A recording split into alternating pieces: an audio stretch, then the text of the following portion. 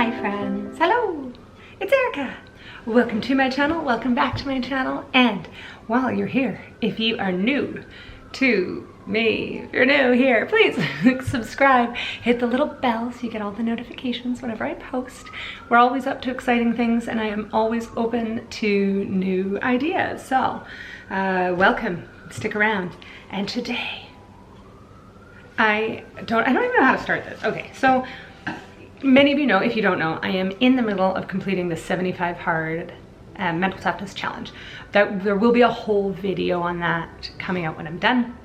But one of the elements is that you read 10 pages a day of a nonfiction book. Now, I love reading, and I typically read a lot of true crime or just crime novels or mystery novels. So for me, I have been reading during this challenge. I started off, sorry, I'm trying to organize my thoughts. I wrote notes and then I was like, why? I threw them in the air. No, I don't have them anymore. So I started 75 Hard with this book, Sapiens. It's a big one. It's a lot. It's like 600 pages of amazingness. A Brief History of Humankind. I know it's been out for a while. I absolutely adored this book. I read more than my 10 pages a day. I reconnected to my love of reading. I discussed it with Ro because he has read it. I recommended it to everybody. I was obsessed. So then I finished that. And as a science-minded human and yeah, where was I going with that? I don't know. Where are my thoughts today? Woo! As a science-minded human, Ro recommended that I read something by Richard Dawkins, or Ricky D as I've been calling him. Good old Ricky D. And I started this book and I really was enjoying it. And he's a great writer, really interesting, really engaging. And then just for whatever reason, not Ricky D's fault. Ricky D, props to you, man. But I got this far through actually. This is where I got to.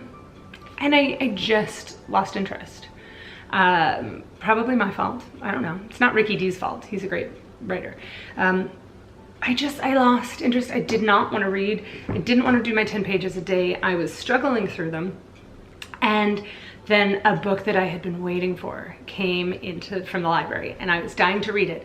But for whatever reason, I was not willing to get started until I finished my Ricky D book. And I wasn't enjoying it, but I was gonna get through it. And one day Rowan said to me, you know, you don't have to finish it, right? If you're not into it, stop reading it. And it was like a light bulb went off in my head, which doesn't make any sense. As a recovering perfectionist and a chronic overachiever, I feel this obsessive need to finish everything I start. Really great attitude in the workplace, not necessarily always helpful in your personal life. There's no prizes for finishing this book. I don't need to write a book report. I am a grown-ass woman who doesn't have to finish that book if I don't want to. And that was something I did not realize. I don't know. I don't know why it was so hard for me to say, you're right, you know what? I am not invested in the end of this book, but I am super excited about this next book, so I'm just gonna stop reading it.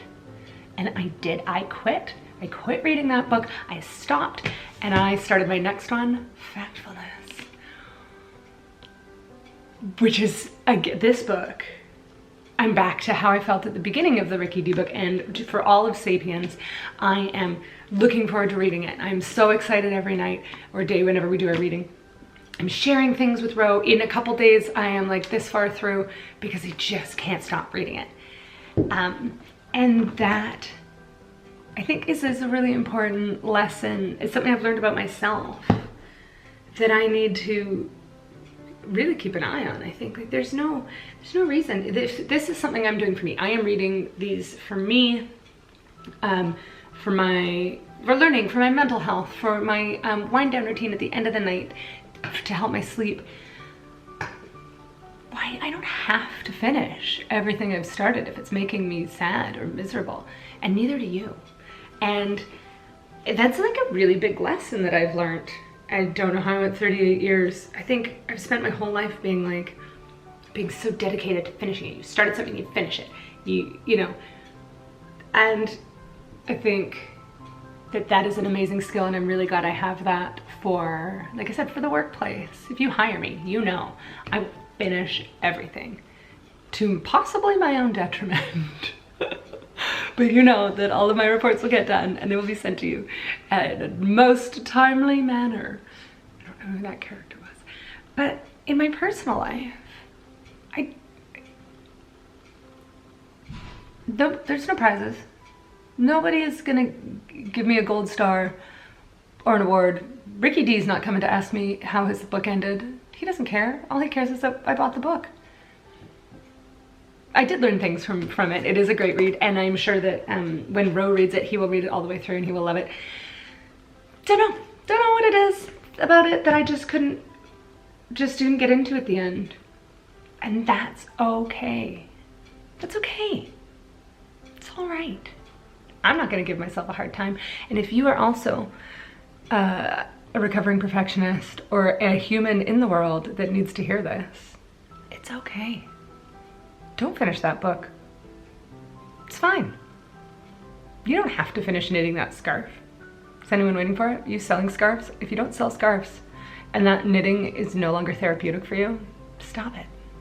Don't worry. It's okay. You don't need to compulsively finish everything you start. That is my lesson today. Thank you for coming to my TED Talk. I quit my book. I quit the book. I started a new book. And I am so happy about it. My brain is happy, my heart is happy, and I slept better. That's right, I slept better because I quit my book.